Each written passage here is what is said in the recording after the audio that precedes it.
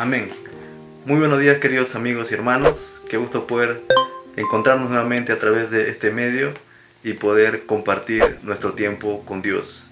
El día de hoy, martes 2 de febrero del 2021, vamos a continuar con el libro de Mateo, en el capítulo 9, del versículo 14 hasta el 26. Pero antes de continuar, vamos a hacer una breve oración. Señor Jesús, te damos gracias por este día. Gracias, Dios mío, por esta nueva mañana que nos das.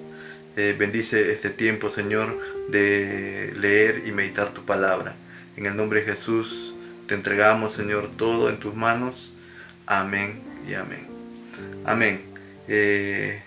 Mateo, capítulo 9, del 14 al 26. La palabra del Señor dice así.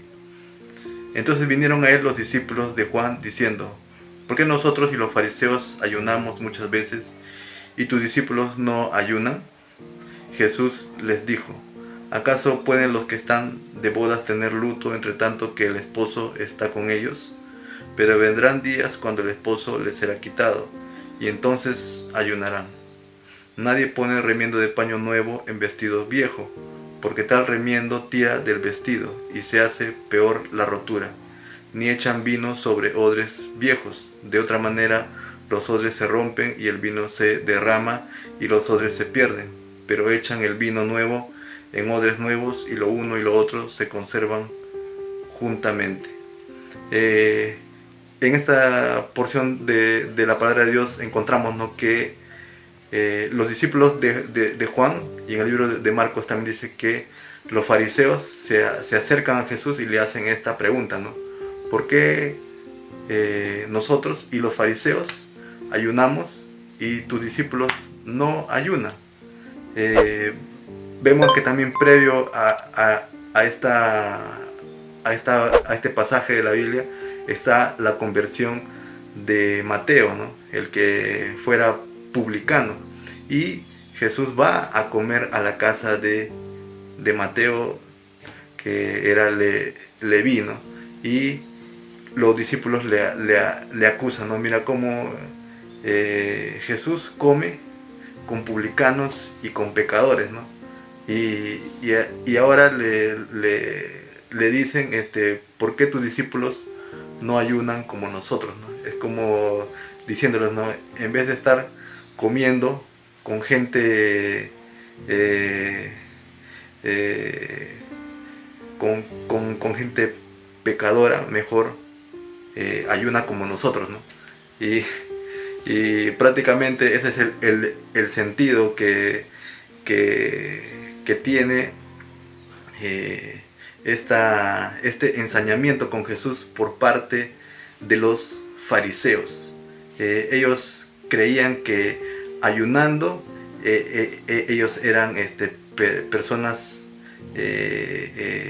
espirituales, ¿no? Ellos eran superiores a los demás, y que por sus obras, refiriéndose específicamente al ayuno, ellos iban a alcanzar la salvación. Pero Jesús le responde, ¿no? Y le dice, ¿no? Y les habla a través de tres figuras: a través de una boda, a través también de la figura de los vestidos viejos y el remendo nuevo, y a través también de la figura de los odres con el vino nuevo, ¿no? Y dicen, ¿no?, cómo van a ayunar si el esposo está con la novia, ¿no? Más bien es un motivo para hacer fiesta, para hacer júbilo. Y justamente Jesucristo, el Hijo de Dios, Dios hecho carne, estaba en medio de ellos. Y no era el momento para hacer ayuno, no era el momento para hacer luto, sino era un momento de regocijo, de fiesta. Era un momento para disfrutarlo, para celebrarlo, que el Mesías esperado estaba con ellos. Y Jesús no les dice que no ayunen, sino les dice claramente, ¿no? Pero vendrán días cuando el esposo les será quitado, entonces ayunarán. Y eso es lo que nosotros, como hijos de Dios, como aquellos que hemos creído en Jesús, hacemos, ¿no? Ayunar. Ayunamos buscando el rostro de Dios. Ayunamos por un motivo en especial, un motivo en específico, pero justamente buscando el favor de Dios, buscando la voluntad de Dios, ¿no? Buscando que el Señor responda las oraciones que nosotros le hacemos, ¿no? Y las otras dos figuras hablan acerca de lo viejo y de lo nuevo, ¿no? No se puede parchar un vestido viejo con un remendo nuevo, porque vamos a arruinar lo viejo, ¿no? No se puede poner el vino nuevo en odres viejos, porque el odre viejo se va a romper y el vino se va a echar a perder porque se va a derramar. ¿Qué era lo viejo? Lo viejo claramente está en lo que se aferraban los fariseos, ¿no? A sus tradiciones, a su legalismo, a su religiosidad, entre comillas, ¿no? Y incluso los discípulos de Juan, que era quien anunciaba la venida de Jesús, también están dentro de este rubro de lo viejo, ¿no? Recordemos que en Juan 1:35 habla acerca de dos discípulos de Juan el Bautista que siguieron a Jesús y lo siguieron justamente siguiendo las palabras que Juan el Bautista mismo dijo, ¿no? He aquí el Cordero de Dios. Dice que Andrés y Juan, dejando a su líder Juan el Bautista, empezaron a seguir a Jesús. Y Juan el Bautista estaba contento, porque justamente él dijo, ¿no? Conviene que yo mengüe y que él crezca, ¿no? Pero estos discípulos de Juan el Bautista, que no querían seguir a Jesús, estaban aferrados a eso viejo. Jesús vino a anunciar las buenas nuevas de salvación. Jesús vino, ¿no? con el mensaje de la gracia, ¿no? De el perdón de pecados a través de creer en Jesús. Dijo, ¿no? Arrepentidos porque el reino de los cielos se ha acercado. Y muchos no querían dejar lo viejo porque se aferraban a eso y no querían creer en Jesús. Pero Andrés, que era el hermano de Simón, que posteriormente es el apóstol Pedro, y Juan, que era uno de los hijos de Zebedeo, dejando a Juan el Bautista, empezaron a seguir a Jesús, empezaron a seguir lo nuevo, empezaron a seguir al que es verdadero, ¿no? Jesús dijo, no, yo soy el camino, la verdad y la vida. Nadie viene al Padre si no es por mí. Y en esta segunda parte que vamos a leer a partir del versículo 18 al 26, encontramos a otros personajes que también eran judíos, pero que ellos sí creyeron en Jesús. Dice, ¿no? A partir del versículo 18 dice, mientras él les decía estas cosas, vino un hombre principal y se postró ante él diciendo, mi hija acaba de morir, mas ven y pon tu mano sobre ella y vivirá. Y se levantó Jesús y le siguió con sus discípulos. Y aquí una mujer enferma de flujo de sangre desde hacía 12 años se le acercó por detrás y le tocó el borde de su manto, porque decía dentro de sí, si tocare solamente su manto, seré salva. Pero Jesús, volviéndose y mirándola, dijo, ten ánimo, hija, tu fe te ha salvado. Y la mujer fue salva desde aquella hora. Al entrar Jesús en la casa del principal, viendo a los que tocaban flautas y la gente que hacía alboroto, les dijo: apartaos, porque la niña no está muerta, sino duerme. Y se burlaban de él. Pero cuando la gente había sido echada fuera, entró y tomó la mano de la niña, y ella se levantó. Y se difundió la fama de esto por toda aquella tierra. Se acercan a Jesús, ¿no? Un hombre llamado Jairo, dice que era principal de la sinagoga, ¿no? Era un judío religioso, pero este sí había creído en Jesús, había dejado lo viejo y había dejado que Cristo entre en su vida, ¿no? Que lo nuevo del Espíritu Santo entre en su corazón, y había creído en Jesús. Y le dijo: no, mi hija ha muerto, pero si tú vienes y pones tu mano sobre ella, ella vivirá. ¿Qué tal fe de este hombre que creyó en Jesús? Que creyó en Jesús. Y dice que cuando Jesús iba de camino a la casa de Jairo, en el camino dice que una mujer tocó el borde de su manto, ¿no? Una mujer que hace 12 años estaba enferma de flujo de sangre, ¿no?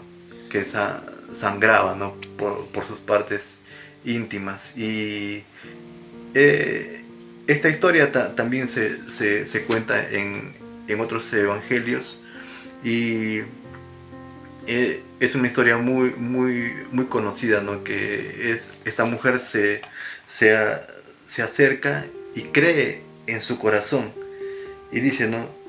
Porque decía dentro de sí: si tocare solamente su manto, seré salva. Una mujer que tenía fe en Jesús, una mujer que tenía fe en el poder de Dios, y quizás no se acercó de manera abierta porque tenía vergüenza. Era una enfermedad muy fea, muy mal vista, incluso en esa época que quizás era mucho más difícil por la sociedad machista que había en ese entonces, ¿no? Pero esta mujer creyó en Jesús, y Jesús no la expuso, ¿no? Hasta que ella fue sana, ¿no? Porque en otro evangelio se cuenta también la historia, ¿no? De que Jesús se da cuenta que había salido poder de él, ¿no? Y esta mujer fue la que creyó en Jesús, y Jesús le dijo: no, ten ánimo, hija, tu fe te ha salvado. Y la mujer fue salva desde aquella hora, ¿no? Así que si tú de repente tienes algún problema, un problema que es difícil, un problema que es imposible,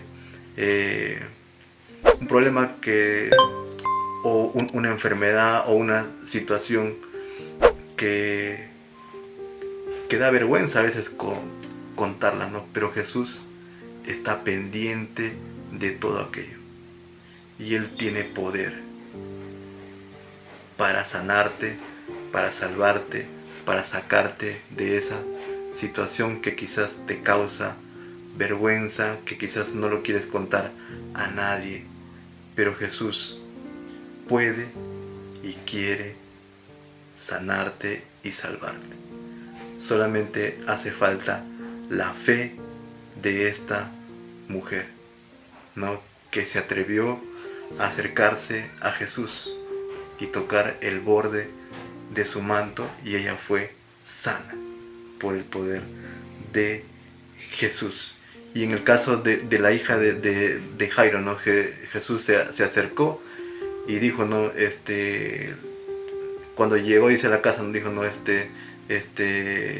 la niña no está muerta, sino que está durmiendo, y dice que se burlaron de él. Y Jesús hizo sacar a todos afuera. Y cuando entró a la casa, dijo, ¿no? Y tomó la mano de la niña y ella se levantó. Y se difundió la fama de esto por toda aquella tierra. Qué poderoso, qué poderosa palabra de nuestro Dios. Tenemos un Dios que para Él nada es imposible. Vemos acá a nuestro Señor Jesucristo resucitando de entre los muertos a una niña,